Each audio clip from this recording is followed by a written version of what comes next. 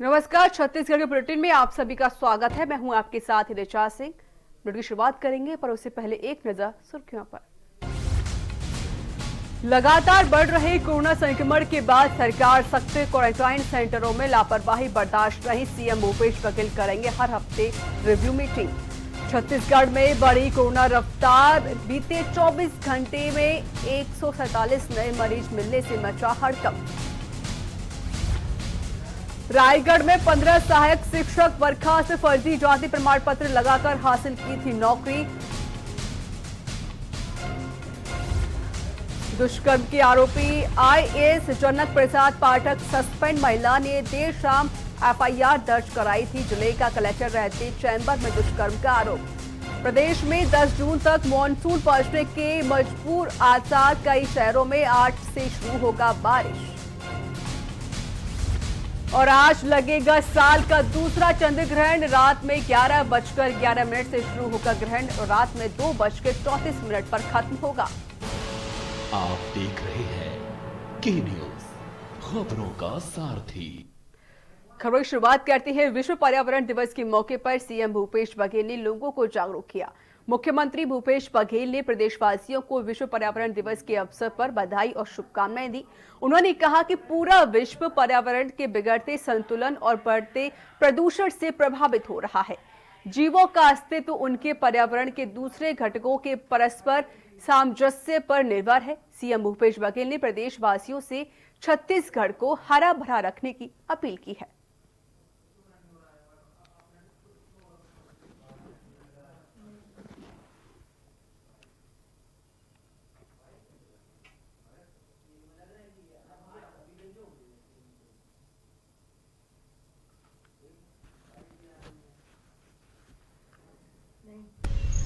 Oxygen हमारे जीवन के लिए बहुत महत्वपूर्ण है। आज मैंने भी सेम हाउस में एक पौधारोपण किया है। आप सब भी अपने घरों में, अपने आसपास में एक पेड़ जरूर लगाएं। छत्तीसगढ़ में 44% जंगल है। हमारी पहचान, हमारी संस्कृति, हमारा जो जनजीवन इससे जुड़ा हुआ है।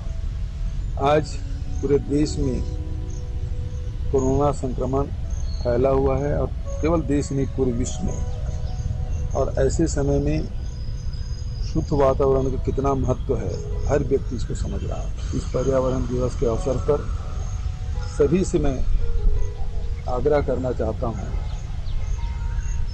एक पेड़ अवश्य लगाएं और उसे जीवित रखने की जिम्मेदारी स्वयं लें, ताकि पेड़ पौधे बढ़ें, जिससे हमारे आसपास में वातावरण अच्छा हो, शुद्ध ऑक्सीजन हमको मिल सके, हरियाली ज़्यादा से ज़्यादा हो। ये मैं आप सबसे अपील करता हूँ। उच्च हिमालय क्षेत्रों में साल दर साल तेजी से बढ़ रहा ब्लैक कार्बन हिमालय की सेहत को बिगाड़ रहा है। Wadia institute of Himalayan geology के वैज्ञानिकों के शोध में खुलासा हुआ है कि इन क्षेत्रों में 0.01 से लेकर 4.62 माइक्रोग्राम प्रति क्यूबिक मीटर की दर से ब्लैक कार्बन जमा हो रहा है। यह कार्बन न सिर्फ उच्च हिमालय क्षेत्रों में ग्लेशियर के पिघलने गति तेज कर रहा है, बल्कि इन क्षेत्रों के वन्य जीवों पर, पेड़ पौधों पर भी प्रतिकूल प्रभाव डाल रहा है। दुनिया में यह पहली बार है जब वाडिया के वैज्ञानिकों ने रियल टाइम और वेदर डाटे के जरिए अध्ययन किया है।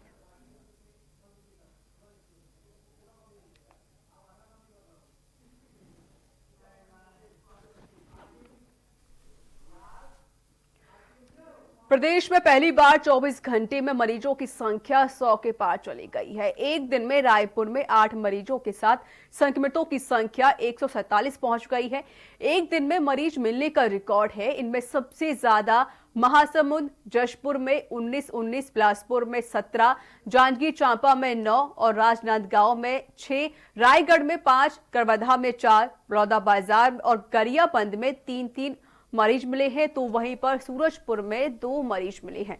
रायपुर शहर से मिले मरीजों में निजी अस्पताल के स्टाफ से लेकर दुकान मालिक की पत्नी, एक फैक्ट्री में काम करने वाला मजदूर और मीडिया कर्मी की बेटी शामिल है। देश में कोरोना मरीजों का आंकड़ा जैसे जैसे बढ़ रहा है, राज्य सरकारों की मुश्किलें बढ़ती जा रही हैं।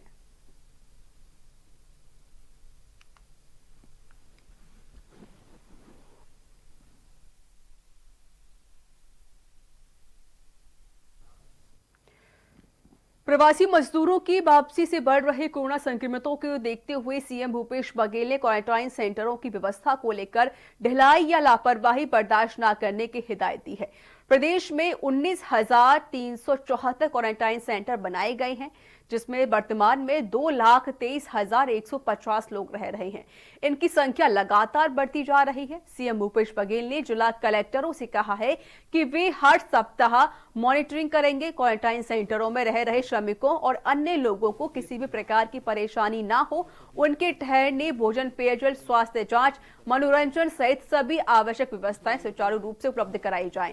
सीएम ने पंचायत एवं ग्रामीण विकास विभाग के प्रमुख सचिव को इन क्वारंटाइन सेंटरों की व्यवस्था की नियमित मॉनिटरिंग करने के निर्देश दिए हैं। विदेश से यहाँ आए हैं, वो सभी स्वास्थ्य केंद्र में जाकर अपनी उपस्थिति दर्ज कराएं, जांच कराएं। दूसरा, यदि इस अपील के बाद भी सीधे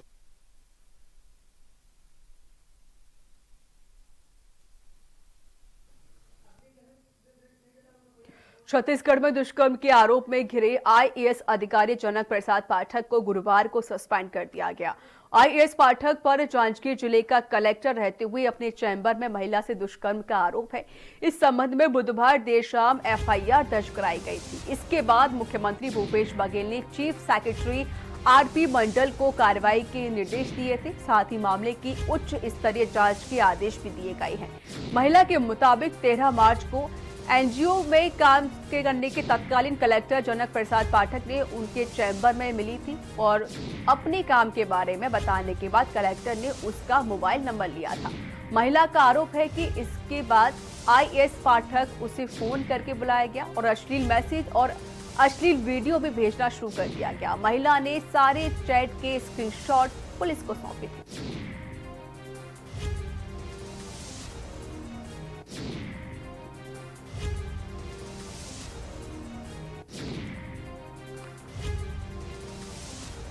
तो छत्तीसगढ़ में आईएएस जनक पाठक को सस्पेंड कर दिया गया है क्योंकि उनके ऊपर दुष्कर्म का आरोप लगा है।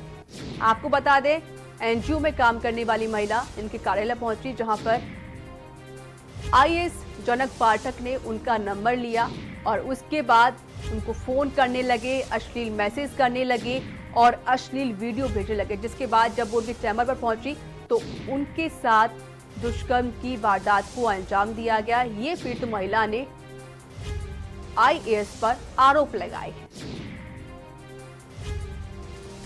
तो जिनके हाथों में जिले को संभालने कमान है, वही हाथ महिला के साथ दुष्कर्म किया गया। तो यहां पर अब जनक प्रसाद पाठक को सस्पेंड कर दिया गया है। तो वहीं छत्तीसगढ़ के मुख्यमंत्री भूपेश बघेल ने कार्रवाई के आदेश दिए हैं। तो छत्तीसगढ़ में दुष्कर्म के आरोप में घिरे हैं आईएएस अधिकारी जनक प्रसाद पाठक को अब सस्पेंड कर दिया गया है। आईएएस पाठक पर जांजगीर जिले का कलेक्टर रहते हुए अपने चैम्बर में महिला से दुष्कर्म करने का आरोप लगा है। तो इस बारे में महिला ने देर रात एफआईआर दर्ज कराई है। महिला का आरोप है कि आईएएस जनक पाठक ने उसके साथ दुष्कर्म किया और वही जब वो किसी काम से उनके चैम्बर में पहुंची तो उसका नंबर लिया गया। उसके बाद उसको फोन करने लगे और वहीं पर महिला ने ये भी कहा कि 13 मार्च को एनजीओ में काम करने के तत्कालीन कलेक्टर जनक प्रसाद पाठक से उनके चैम्बर में मिलने के लिए पहुंची थी, जहां पर अपने काम के बारे में बताए जाने के बाद कलेक्टर ने उसका मोबाइल नंबर लिया। महिला का यह भी आरोप है कि इसके बाद आईएएस पाठक ने उसे फोन करने लगे।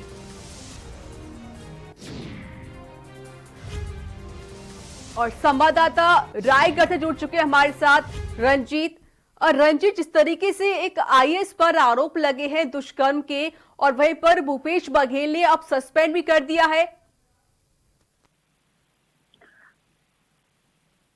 जी बता दें आपको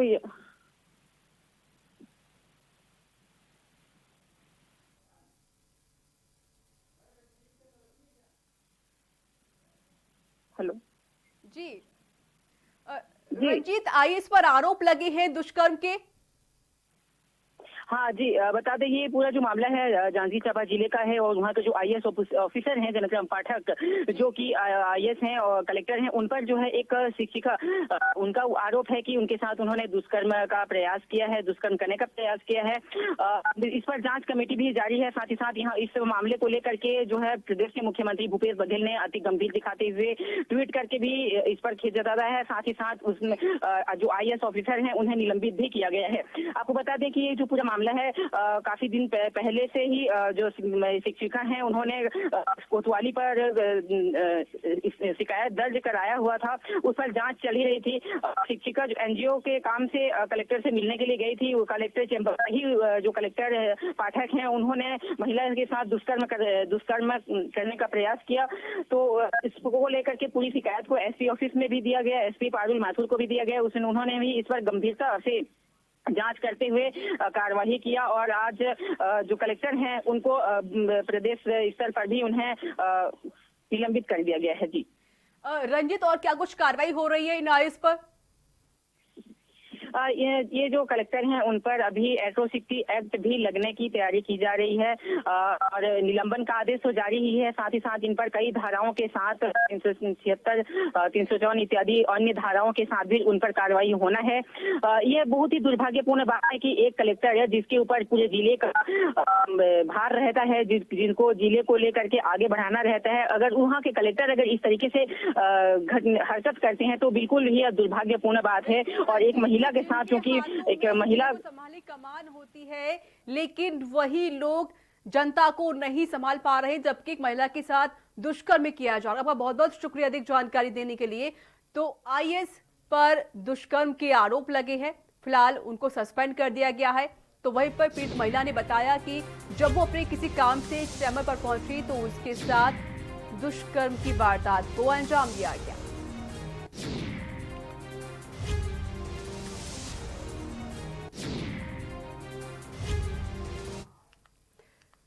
खबरों में आगे बढ़ते हैं। छत्तीसगढ़ के रायगढ़ में 15 सहायक शिक्षकों को बर्खास्त कर दिया गया है।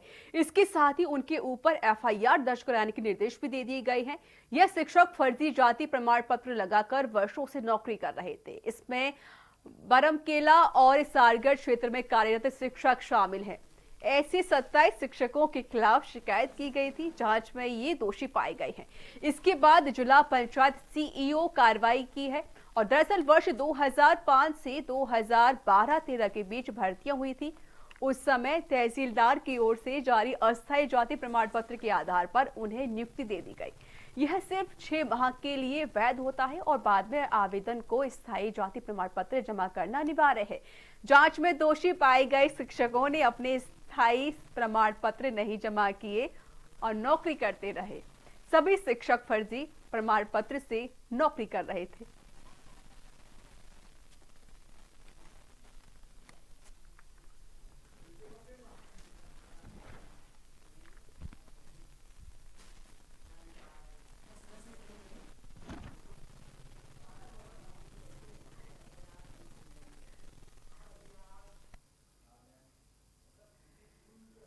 सूरजपुर विश्वव्यापी कोरोना संकट के मध्य केंद्र एवं राज्य सरकार के द्वारा की गई अपील को भी दरकिनार करके क्षेत्र के प्राइवेट स्कूलों के द्वारा अपने शिक्षकों का वेतन नहीं दिया जा रहा है, जिससे स्कूल के शिक्षक तंगहाली में जीने को मजबूर हो रहे हैं।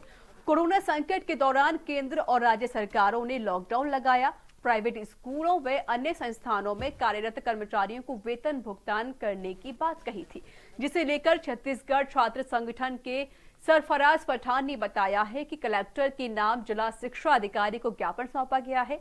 महामारी में संस्था के द्वारा विश्रामपुर सरस्वती शिशु मंदिर स्कूल में शिक्षकों को तनख्वाह न मिलना, लॉकडाउन का बहाना देते हुए संस्था ने लगभग 6 महीने गुजार दिए। लॉकडाउन के पहले से भी तनख्वाह नहीं मिलने से शिक्षक अत्यंत गंभीर आर्थिक स्थिति से गुजर रहे हैं।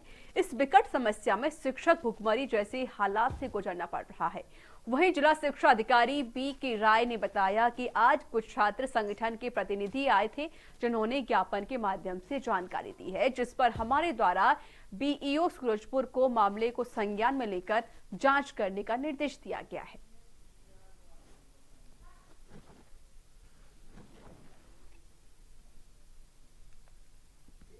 आज छात्र संघ के कुछ प्रतिनिधियों द्वारा कार्यालय में आकर के सरस्वती शिशु मंदिर विश्रामपुर के विरुद्ध शिकायत दर्ज की गई है कि शिक्षकों का वेतन 6 महीने से नहीं दिया जा रहा है।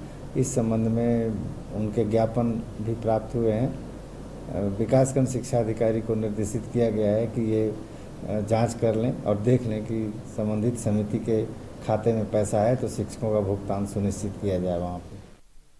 और इस बीच वक्त एक छोटे से ब्रेक का हो चला है। ब्रेक के बाद जल्द हाजिर होंगे।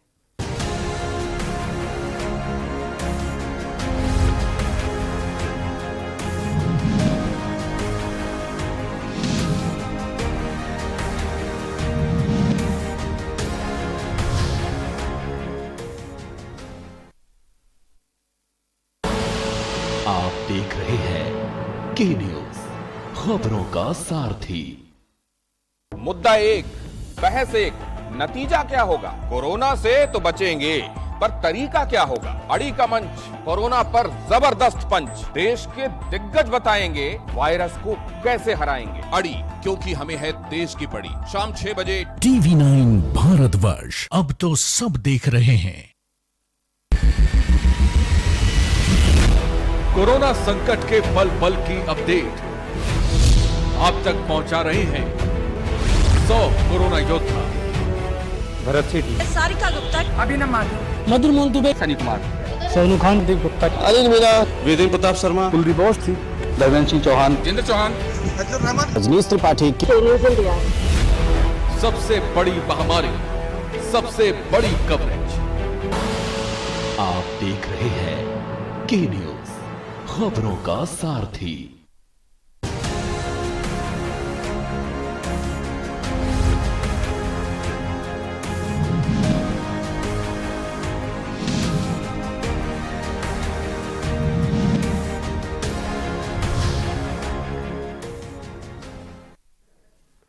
ब्रेक के बाद स्वागत है। खबरों में आगे बढ़ते। छत्तीसगढ़ जिला राजनांदगांव शहर के मेडिकल कॉलेज हॉस्पिटल में रेडियोलॉजिस्ट विभाग में काम कर रहे कुछ डॉक्टर पूरे दिन भर में महज आधे से 1 घंटा ही काम कर रहे हैं। बाकी का समय निजी नर्सिंग होम और डायग्नोसिस्ट सेंटर में देकर मोटी रकम कमा रहे हैं। वहीं मेडिकल कॉलेज हॉस्पिटल भी इन डॉक्टरों को पूरा वेतन दे रहा है, जबकि कोविड-19 हॉस्पिटल में कोरोना संक्रमित मरीजों को इलाज कर रहे जूनियर डॉक्टरों को 3 माह की से वेतन तक नहीं मिला गया है। वहीं गौरतलब है कि मेडिकल कॉलेज के रेडियोलॉजिस्ट डिपार्टमेंट के एचओडी से जब हमने पूछा तो उन्होंने डॉक्टरों द्वारा त्यागपत्र देने की बात कही है, लेकिन मेडिकल कॉलेज के डीन और हॉस्पिटल अधीक्षक ने किसी डॉक्टर के द्वारा दिए गए त्यागपत्र की जानकारी नहीं होना बताया है।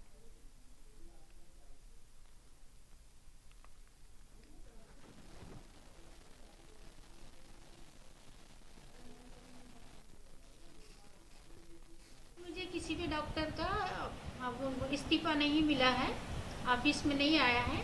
मैं इसमें जांच करवाऊंगी और उसके बाद आपको बताऊंगी। ये चूक कहाँ पे हो रही है मैडम? लगभग 4-5 महीना पहले उन्होंने रिजाइन कर दिया है, बावजूद इसको इस ऑफिस को कोई जानकारी नहीं है। यहाँ तक ऑफिस तक उनका कोई इस्तीफा प्राप्त नहीं हुआ। रायगढ़ कलेक्टर भीम सिंह समेत कई अधिकारी क्वारंटीन सेंटर जाकर जायजा लिया, जिसके बाद उन्होंने नवीन विश्राम गृह में सारंगढ़ सब डिवीजन के सभी विभाग के अधिकारियों की बैठक ली। उन्होंने जिले में सबसे ज्यादा सारंगढ़ में प्रवासी श्रमिकों के जाने की बात कही है और अभी को जवाबदेही के हुए श्रमिकों को क्वारंटीन करके उनके स्वास्थ्य, भोजन संबंधित व अन्य व्यवस्था के लिए तैयार रहने को कहा है। उन्होंने कहा कि आगे उनकी चुनौती और बढ़ने वाली है। ऐसे में डिवीजन के अधिकारी व शासकीय कर्मचारियों को नीचे स्तर पर पूरी तरह सजग रहने और लोगों को जागरूक करने की दिशा में काम करने के निर्देश दिए हैं, कलेक्टर भीम सिंह ने कहा कि जिले के सभी कंटेनमेंट जोन पर जिला प्रशासन पूरी तरीके से मुस्तैद है ताकि कोरोना संक्रमण को बढ़ने से रोका जा सके।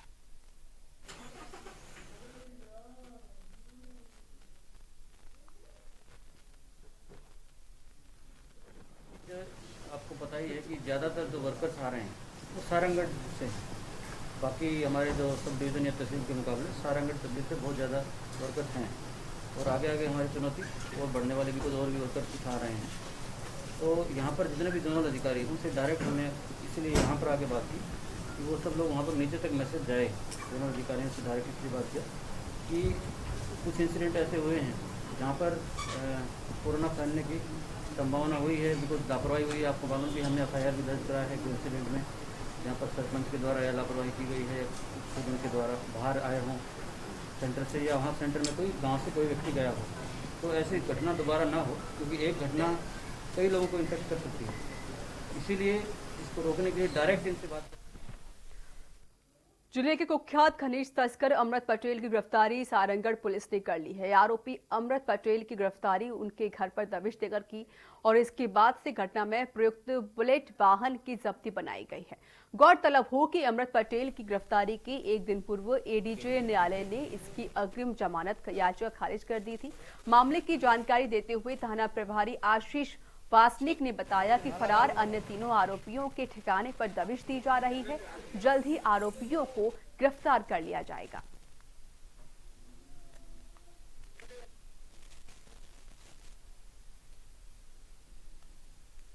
30 तारीख को अमृत पटेल ने तिमर लगा बैरियर पे आने जाने वाले वाहनों को अपने साथियों के साथ मिलकर अवैध उगाही कर रहा था, जिस पर थाना सारंगढ़ में अपराध दर्ज किया गया।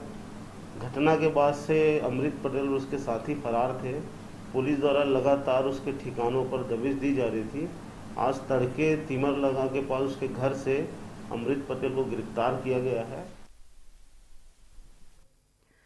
जिला रायगढ़ में कांग्रेस ने मोदी सरकार के दूसरे कार्यकाल के 1 साल अर्थात 6 साल पूरा होने पर जमकर निशाना साधा है। कांग्रेसियों ने जिला कांग्रेस भवन में एक प्रेस कॉन्फ्रेंस आयोजित कर मीडिया के माध्यम से मोदी सरकार के विरुद्ध अपना विरोध प्रदर्शन किया। जिला कांग्रेस भवन में विरोध प्रदर्शन के दौरान सारंगढ़ विधायिका उत्तरी गणपत जांगेड़ी के साफ तौर पर कहा कि प्रधानमंत्री मोदी देश के सबसे ज्यादा झूठ बोलने वाले नेता हैं। उनके शासनकाल का बीता 1 साल कुप्रबंधन और पीड़ा से भरा रहा है। फिर वो चाहे कोरोना संकट के समय मेडिकल संसाधनों की उपलब्धता की बात रही हो या फिर समय पर मजदूरों के सकुशल घर वापसी की बात हो।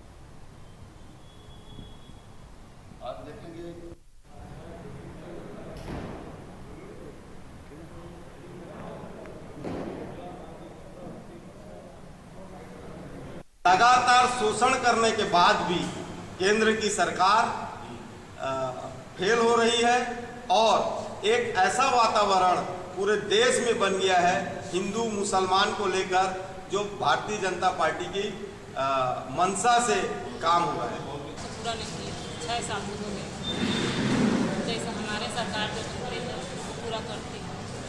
आज देख रहे मजदूर लोग सड़क पे रोड पे भटक रहे मार रहे हैं और ट्रेन से आ रहे हैं तो बहुत सारे मजदूर कोरोना को पॉजिटिव मिल रहे हैं, आप सब जानते हैं। तो ये हमारे सरकार ने ट्रेन को मांग दिए थे पर ट्रेन नहीं दिए केंद्र सरकार, और आज ट्रेन खोल दिए तो पूरा सब मजदूर आ रहे हैं, आप सब जानते हैं। मोदी जी ने इतना झूठ बोलते हैं, जो करनी और करनी में कितना फर्क है आप जानते हैं। सूरजपुर जिले में लॉकडाउन का पालन नहीं करने पर पुलिस, जिला प्रशासन एवं नगर पालिका की ओर से चालानी कार्रवाई की जा रही है। दरअसल सूरजपुर में जिला प्रशासन द्वारा सुबह 9 बजे से लेकर शाम 7 बजे तक लोगों को घर से बाहर ना निकलने एवं दुकानों को खोलने का आदेश दे दिया गया है। इसके कारण लोग घरों से बाहर निकल रहे हैं और लोग बिना मास्क एवं बिना सोशल डिस्टेंसिंग के ही नियमों का उल्लंघन करते हुए नजर आ रहे थे। लोग शाम 7 बजे के बाद घरों से बेवजह बिना मास्क लगाए निकल रहे थे, जिसके कारण जिला प्रशासन ने संयुक्त टीम बनाकर फिर से लोगों पर सख्ती करनी चालू कर दी है और चालानी कार्रवाई भी शुरू कर दी है।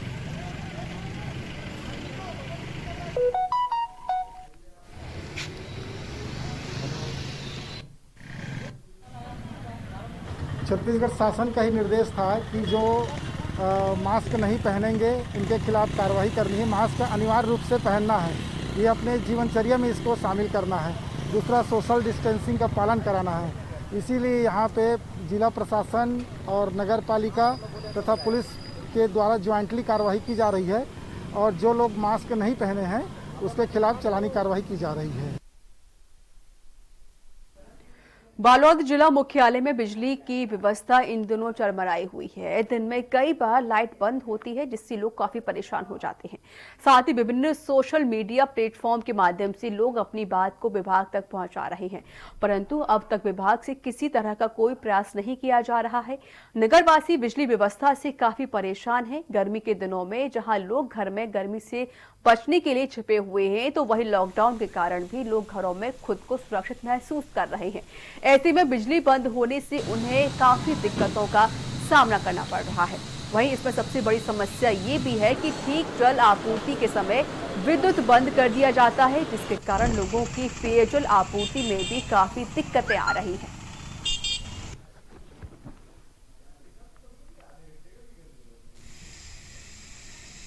बालोद जिला मुख्यालय में विद्युत आपूर्ति की व्यवस्था बहुत ही दयनीय है, बहुत ही बेकार है। लगातार समय थोड़े देर के लिए बिजली गुल की जा रही है। गर्मी के समय में ऐसा बिजली गुल बहुत ही तकलीफदायक है, खास करके तब जब जिला मुख्यालय की 30% आबादी को नगरपालिका बोर के माध्यम से जल आपूर्ति करती है। ऐसे समय में अगर तनिक क्षणों के लिए भी अगर बिजली गुल होती है तो पानी की दिक्कत होती है। कुल मिलाकर सीएससी भी शहर मुख्यालय की जनता को दिग्भ्रमित कर रही है। बिजली की बहुत बड़ी समस्या है। लगातार बिजली गुल से शहर की जनता परेशान है, हलाकान है। तो छत्तीसगढ़ के बुलेटिन में इतना ही। नमस्कार।